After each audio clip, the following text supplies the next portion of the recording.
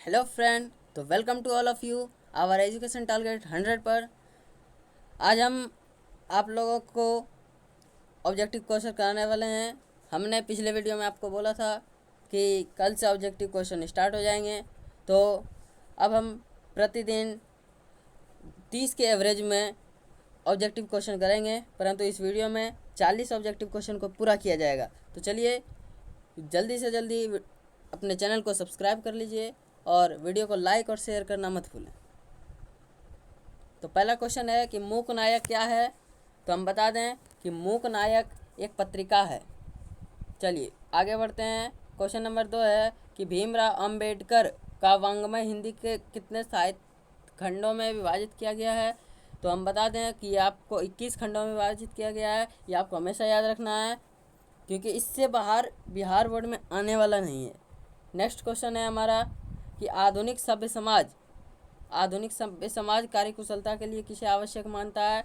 तो आधुनिक सभ्य समाज श्रम विभाजन को आवश्यक मानता है। ऑप्शन नंबर हमारा ए राइट हो जाएगा। नेक्स्ट क्वेश्चन देखते हैं। भीमराव अम्बेडकर के पिता का नाम क्या था।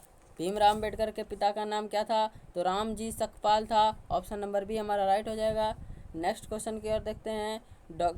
डॉक्टर भीमराव अम्बेडकर के माता का नाम क्या था। तो भीमाबाई था। ऑप्शन नंबर हमारा डी राइट हो जाएगा। नेक्स्ट क्वेश्चन हम देखते हैं। डॉक्टर भीमराव अम्बेडकर ने पीएचडी की उपाधि कब प्राप्त की। तो 1916 में प्राप्त की। ऑप्शन नंबर सी राइट हो जाएगा। नेक्स्ट बढ़ते हैं। The caste in India their mechanism. The caste in India their mechanism किनकी रचना है। तो बाबा साहब भीमराव अम्बेडकर की रचना है। ऑप्शन नंबर ए हमारा राइट हो जाएगा। चलिए नेक्स्ट क्वेश्चन की ओर बढ़ते हैं। नेक्स्ट क्वेश्चन है आर्थिक पहलू से भी जाति प्रथा क्या है। आर्थिक पहलू से जाति प्रथा क्या है। तो हानिकारक पहलू है। ऑप्शन नंबर बी हमारा राइट हो जाएगा। नेक्स्ट क्वेश्चन की ओर बढ़ते हैं। तो डैश दो पेशे का दोषपूर्ण निर्धारण करती है। तो कौन करती है। तो हमारी जो जाति प्रथा है वह पेशे का दोषपूर्ण निर्धारण करती है। ऑप्शन नंबर बी हमारा राइट हो जाएगा। नेक्स्ट क्वेश्चन की ओर बढ़ते हैं। जाति प्रथा भारत में बेरोजगारी का एक कैसा कारण है। तो प्रत्यक्ष भी है, प्रमुख भी है, यानी ऑप्शन नंबर सी हमारा राइट हो जाएगा। नेक्स्ट क्वेश्चन की ओर बढ़ते हैं। श्रम विभाजन और जाति प्रथा के लेखक कौन है। तो बाबा साहब भीमराव अम्बेडकर जी हैं। ऑप्शन नंबर हमारा बी राइट हो जाएगा। नेक्स्ट क्वेश्चन की ओर बढ़ते हैं। डॉक्टर भीमराव अम्बेडकर का जन्म किस राज्य में हुआ था। तो डॉक्टर भीमराव अम्बेडकर जी का जन्म जो है मध्य प्रदेश में हुआ था। महू मध्य प्रदेश।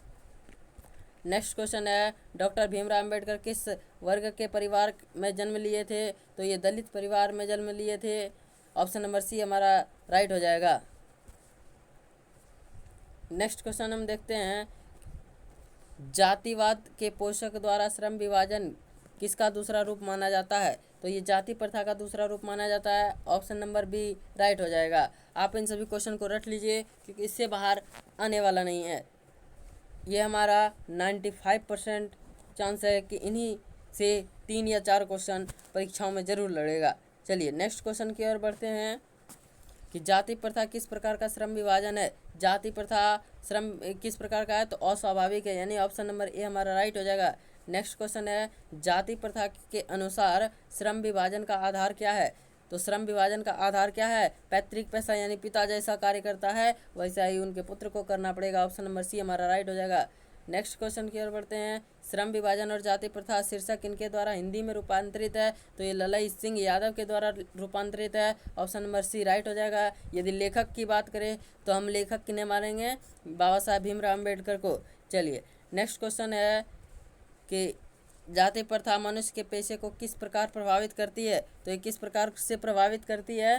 तो ये जो है यह मनुष्य को जीवन भर के लिए एक पेशे में बांध देती है, यानी ऑप्शन नंबर हमारा बी राइट हो जाएगा। नेक्स्ट क्वेश्चन की ओर बढ़ते हैं। विडंबना का अर्थ क्या होता है। विडंबना का अर्थ होता है उपहास। ऑप्शन नंबर बी हमारा राइट हो जाएगा। चलिए नेक्स्ट क्वेश्चन की ओर बढ़ते हैं। सच्चे लोकतंत्र का अभिप्राय क्या है। तो सच्चे लोकतंत्र का जो अभिप्राय है वो हमारा क्या है, भाईचारा, क्योंकि एक सच्चे लोकतंत्र में ही भाईचारा संभव है। चलिए नेक्स्ट क्वेश्चन की ओर बढ़ते हैं।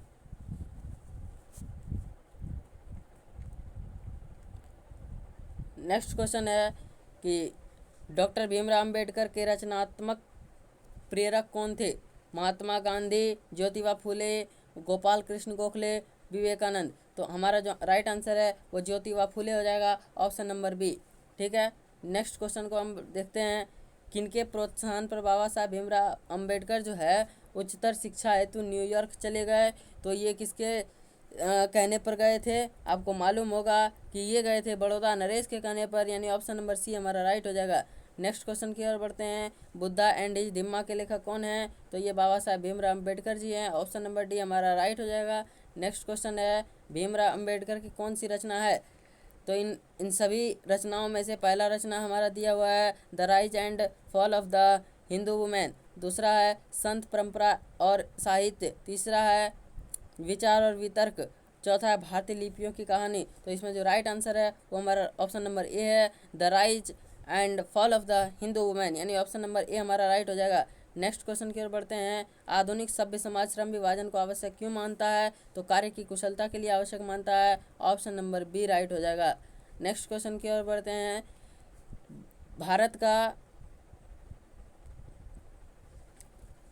भारत की जाति प्रथा की विशेषता क्या है? तो भारत की जाति प्रथा की विशेषता यह है कि यह श्रमिकों का स्वाभाविक विभाजन करती है, जो हमने पिछले क्वेश्चन में भी देखा था, ऑप्शन नंबर ए हमारा राइट हो जाएगा। नेक्स्ट क्वेश्चन की ओर बढ़ते हैं कि जाति प्रथा स्वाभाविक श्रम विभाजन नहीं है, क्यों नहीं है? क्योंकि यह जो है मनुष्य की रुचि पर आधारित नहीं है, क्योंकि जो काम पिता करता है वही काम उनके पुत्र को भी करना पड़ता है। नेक्स्ट क्वेश्चन की ओर बढ़ते हैं। लेखक समाज के उद्योगों में गरीबी और उत्पीड़न से भी बड़ी समस्या किसे मानते हैं? तो गरीबी और उत्पीड़न से भी अधिक समस्या किसे मानते हैं? निर्धारित कार्य को रुचि के साथ विवशतावश करने से। इसलिए यानी जो काम हम नहीं भी करना चाहते हैं उन्हें हम विवश होकर करना पड़ता है, ये जाति प्रथा के कारण, इसलिए ऑप्शन नंबर ए हमारा राइट हो जाएगा। नेक्स्ट क्वेश्चन की ओर बढ़ते हैं। नेक्स्ट है कि हिंदू धर्म की जाति प्रथा किसी भी व्यक्ति को ऐसा पेशा चुनने का अनुमति नहीं देता है, तो क्या हो जाएगा? तो ऑप्शन नंबर हमारा ए हो जाएगा।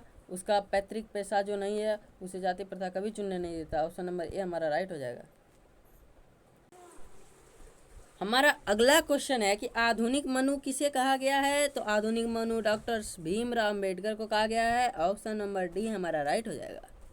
नेक्स्ट क्वेश्चन है, संचारित का अर्थ क्या होता है? संचारित यानी संचार होना यानी प्रवाहित होना, ऑप्शन नंबर हमारा क्या हो जाएगा? सी राइट हो जाएगा। नेक्स्ट क्वेश्चन है कि श्रम विभाजन और जाति प्रथा के लेखक कौन है? तो बाबा साहेब भीमराव अंबेडकर जी हैं, ऑप्शन नंबर बी हमारा राइट हो जाएगा। नेक्स्ट क्वेश्चन की ओर बढ़ते हैं कि लेखक की दृष्टि में विडंबना की बात क्या है? कि इस समय भी जातिवाद के पोषकों की कमी नहीं है, ऑप्शन नंबर ए हमारा राइट हो जाएगा। नेक्स्ट क्वेश्चन की ओर बढ़ते हैं। नेक्स्ट है हमारा, डॉक्टर भीमराव अंबेडकर की मृत्यु कब और कहाँ हुई थी? तो सन 1956 ईस्वी में दिल्ली में हुई थी, इसलिए ऑप्शन नंबर ए हमारा राइट हो जाएगा। नेक्स्ट क्वेश्चन है, लेखक बेरोजगारी का प्रमुख और प्रत्यक्ष कारण किसे मानते हैं? तो ये जाति प्रथा को मानते हैं, ऑप्शन नंबर सी राइट हो जाएगा। नेक्स्ट क्वेश्चन है कि डॉक्टर भीमराव अंबेडकर का जन्म कब और कहाँ हुआ था? ये तो आप जानते ही होंगे।